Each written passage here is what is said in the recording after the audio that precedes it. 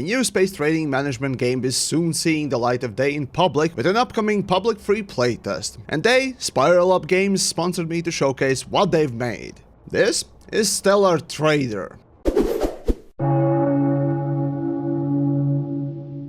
We start off the game with the character creation, RPG-style stat choice and allocation of points. Now apparently astrology is still a thing in the far future because it determines both your positives and negatives accordingly. Now for this one, I went with a feeble body, which like a true space trader prevented me from putting any points in physical ability related stats. And I proceeded to dump everything into intelligence instead, since it mentioned significant XP gains. So I'm thinking, well, how much physical work can there be in space, right? Plus, to min-max the XP gain, well, sign me up. Also, apparently in the future everyone's still paying taxes everywhere. So I picked the cheapest kingdom, so once more I'm rolling with Imperials.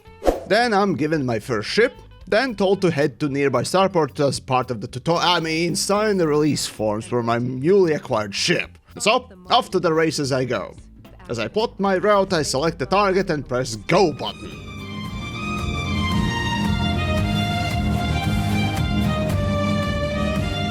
In the spectacular Faster Than Light scene, my ship is hurled towards the destination. The gimmick of Faster Than Light travel here is the heat. The longer you are traveling, the more heat it generates. Upon arrival, I'm given some starting capital and fuel, and a whole planet somewhere deep in space. Boy, am I moving up in the world quick. But first, curiosity got the better of me. I quickly glance over the ships I could upgrade to later, and for the demo you got a few to choose from, so you can see developers already working on things. But anyways, back to trading. Now, given my first tutorial mission, I'm told that there's a nearby fuel station giving out free juice, so along the way I figured, well, might as well make extra profit as well, and bring them some stuff that they really need, like copious amounts of space lube. 2 birds, 1 stone, when lubed up. So I dump all my newly granted allowance into friction prevention material, and head out. Now, along the way I stumble into an inevitable trucking problem. Running on pure caffeine pills only gets you so far. I need crew, or spend time decompressing. Neither one is really great, but short of replacing myself with augments and chanting "Flesh is weak," I'll need someone to fill in during the travels. And so, during my second required rest in the single jump, I get jumped by some space pirates. Fighting them off results in some free scrap and copious amounts of space murder. Now back to traveling. Oh no, space radiation zone. Well, I could risk going through it and grow a third arm or superpower cancer. Avoiding it is probably a better choice. Now sure, Stellar Trader is more of a point and click than piloting game. The one thing I really appreciate is planning the route on the map and having the ship execute it perfectly. It really does scratch that part of the managerial simulator of my brain. And speaking of, not only your pilot needs cooling off thanks to the jump into stress, but also your engines. Again, remember that management itch being scratched. And then I managed to also run out of fuel. Cool! Now thankfully you can collect small quantities to at least get you limping along. But again, that wastes a lot of time and more importantly exposes your delicate and freshly polished butt to any space hobo in vicinity. After finally arriving, I realized something. I went to the wrong station! Brain! Why have you failed me so?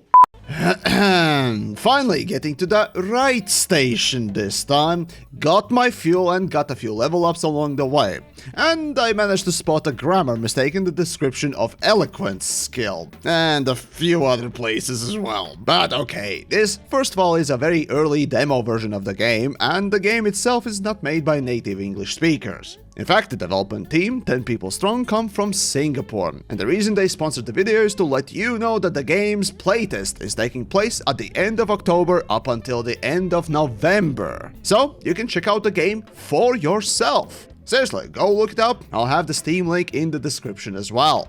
But back to our stellar trucker. It's time to meet the social tab. In rather typical Asian game design fashion, each station hosts a variety of characters to meet, and you'll need to actually talk to each one of them to find out, well, what they are and what they offer, be they a random mission provider, a contact, or a potential recruit. Now, the aforementioned Asian game design style comes into talking options. Ability to intimidate, gift items for better reputation, and more, while not in the demo itself, is still clearly planned for the future. Honestly, at this point, what's left is some romance options. Oh, never mind!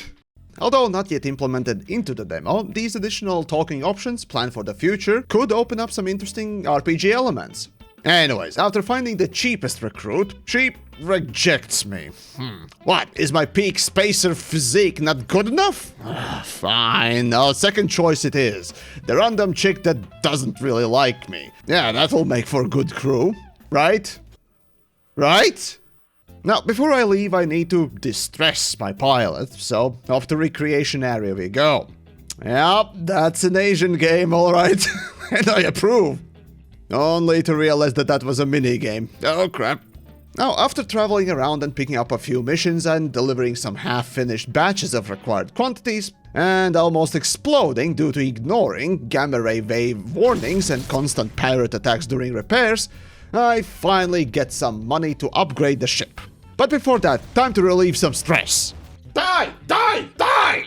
Now, looking over the options I have, there's not much to change, at least not yet, so I rather upgrade to a better ship instead, so I'll save my money. And as I was saying that, I decided to go to a pirate station far, far away to sell some goods for good money.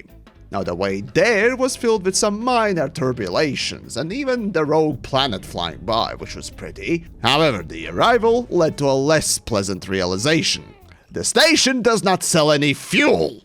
And can you guess what I just ran out of? So this means I'll have to scavenge in naked space, meaning pirate attacks. And sure enough, I encounter a bunch that is a bit too aggressive and decided to ventilate my skull this day. So I wake up in a starting station with a fresh, cheap ship, some fuel, food, and coolant. My crew is dead and my cargo is gone. Time to pull myself up by the bootstraps again. Oh boy. And so that's the life of a stellar trader. It's not that simple, you know. And so that's the game in a gist, if you will. But there's certainly far more that I didn't touch on, even in this demo version, and of course coming in the future. But already, as is, the game is really charming and simple to play. And much like many space trading games, all about planning ahead than straight up action. And I gotta admit, I didn't expect quite so much depth from something that is called a stellar trader.